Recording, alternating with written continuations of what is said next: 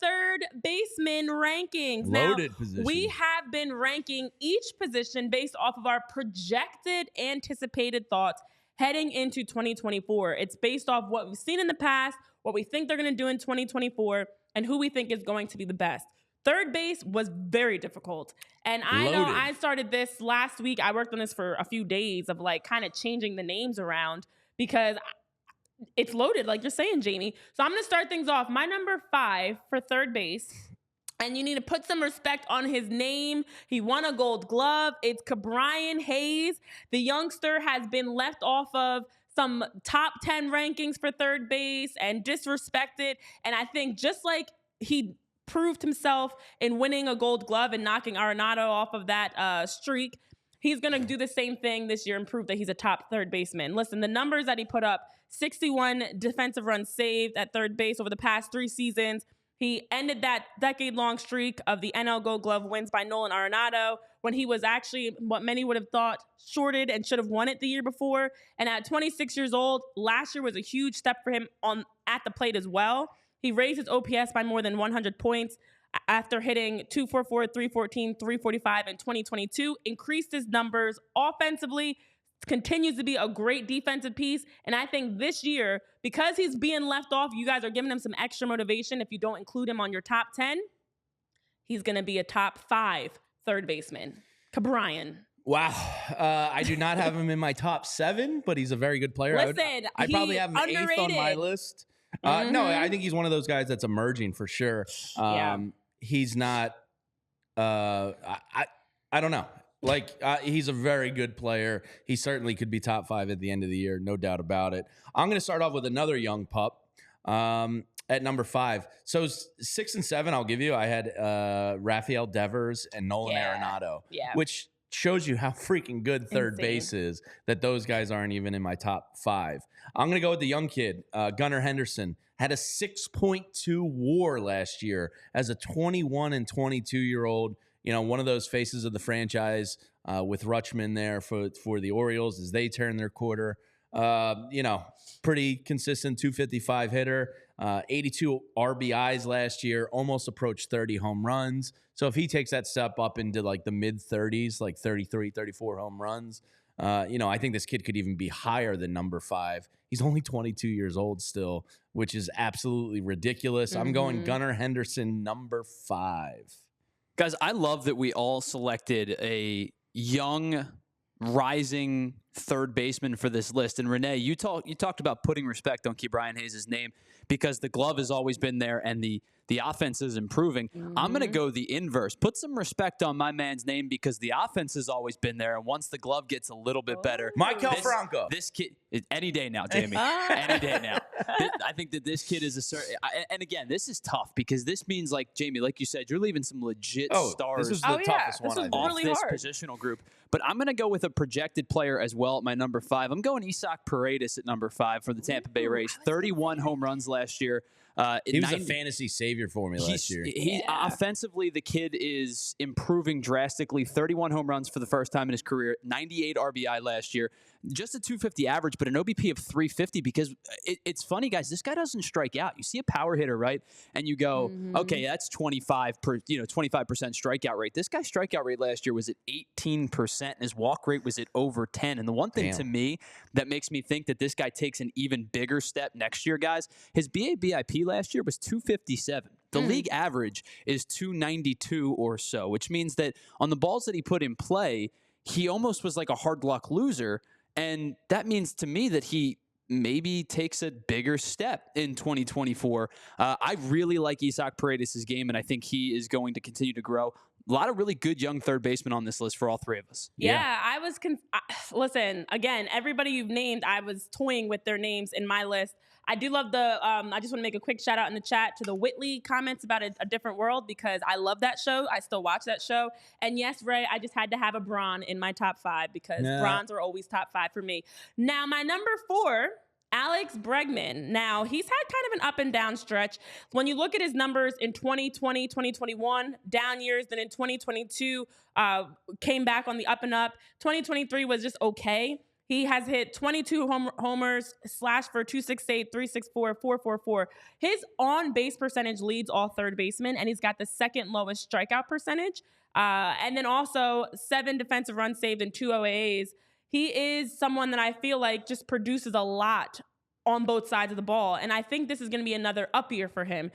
Just seeing the way that he rebounded after 2021 to have a strong year in 2022. We know the fluctuation sometimes that players go through, and I imagine this year is going to be a better year for me. At a 4.9 WAR, 122 OPS last year, and I think with 25 homers, 90 RBIs last year, we're going to get a solid Alex Bregman this year, and he's going to be a top third baseman at number 4. I also have him at number 4. Slightly lower WAR than Gunnar Henderson, but I think the model of consistency is what keeps him on this list. Like, he's always going to be like pretty much 100 runs scored, 100 RBI type of guy.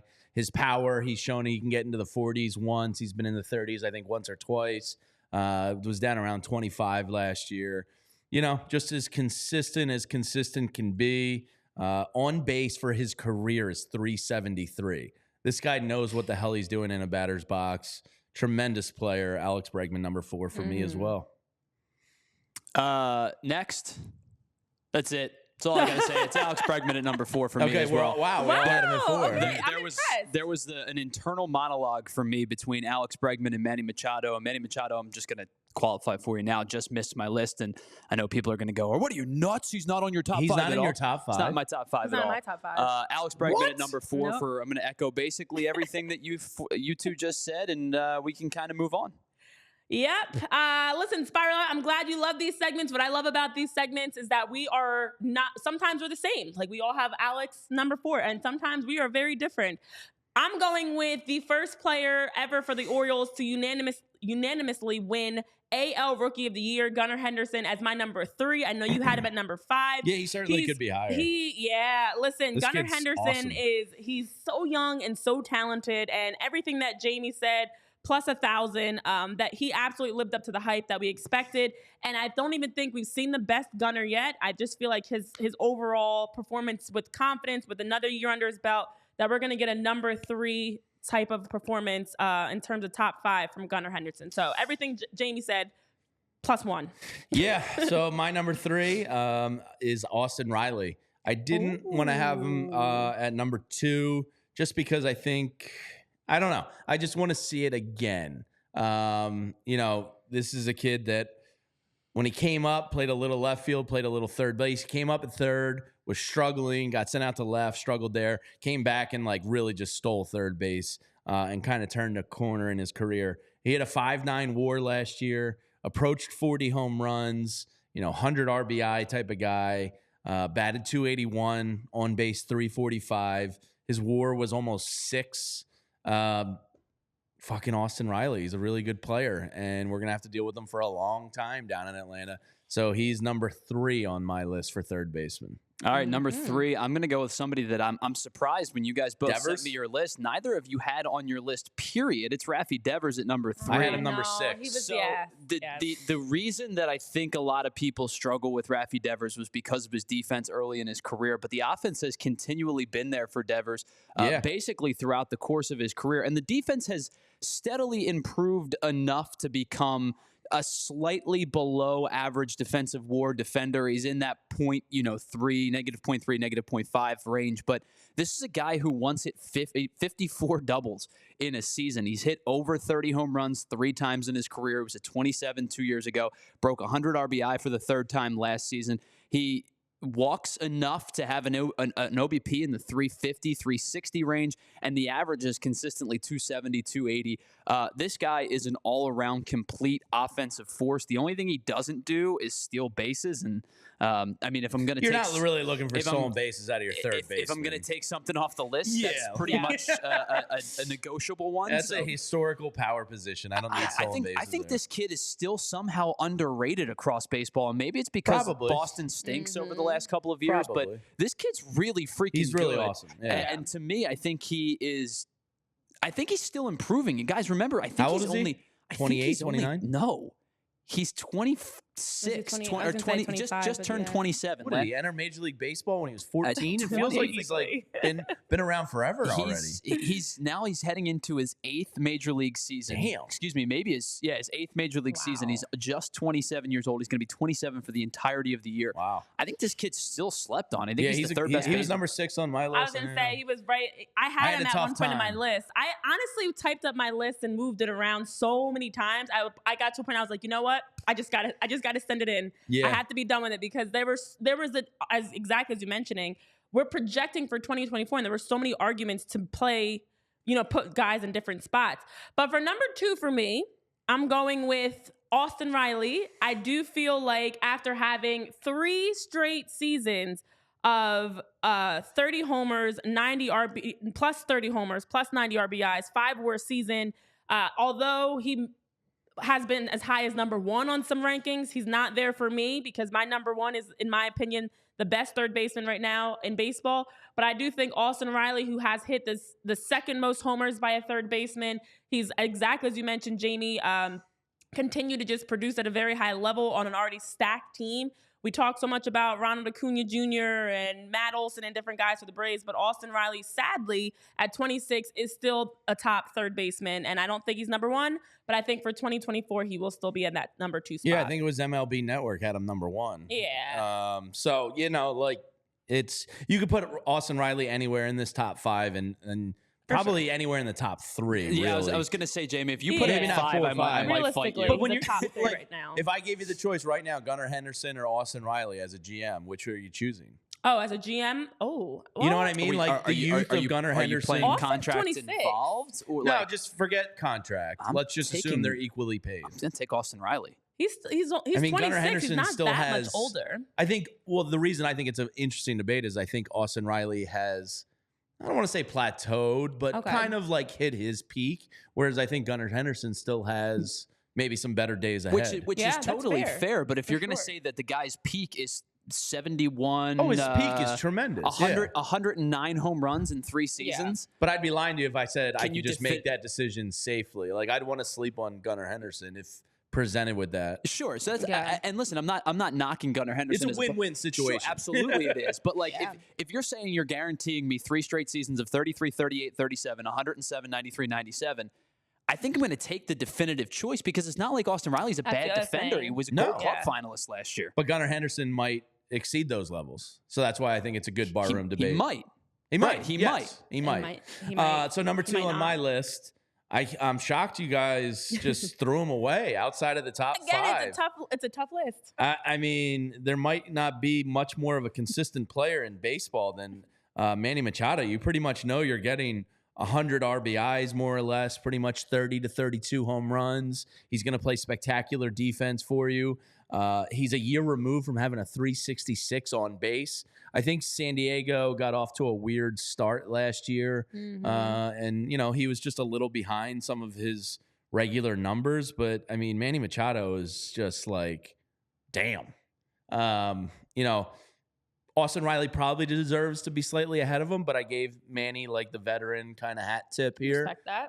And kept him at number 2 on my list. I think he's going to have a bigger year this year than he did last year.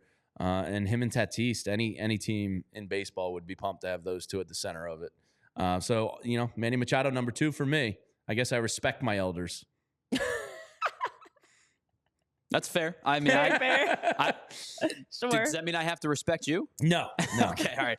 Fair enough. And so here's my thing with Machado real quick, and then I'll give you my number 2 very quickly because it's the same as Renee's. It's Austin Riley. Machado, I've never seen a player go from somebody I loved to somebody I hated so more in a career than Manny Machado. When he was with Baltimore, I idoled that guy. He wasn't a third baseman. I'm not right-handed. I have no power. There's no reason for me to idolize that guy. Yeah. But the guy was he is still a great baseball player. Don't get me wrong. But I just love the way he played the game. And then all the stuff in San Diego started happening. That's what's in. Yeah, and that's not fair to him, some of it. But no, they just kind of they've been like a little bit of a mess the last 2 years, the Padres. A little. And I will say that if I had to do this all over again, the flip, if I put Manny Machado in, would have been for Alex Bregman. And I know that that's so unfair to say you're going to put Isaac Paredes over both of those guys. And that would have been my flip. But anyway, my number 2 is Austin Riley as well, Renee. Because of everything we just talked about. You give me 3 straight years of plus 30 home runs, 3 straight years of near 100 RBIs. The guy hit 303, 273, 281 over the last 3 seasons. I don't, and I know, Jamie, you said you maybe want to see it a little bit more. I don't need to see any more from this kid. I think that I shouldn't say I think, he's become a Gold Glove caliber defender, a 1+ D WAR over each of the last 3 seasons, 30+ home runs each of the last 3 seasons. To me, he's solidified himself as a top two third baseman. He's annoyingly awesome. Yeah. And I hate that the Braves are in the NL East.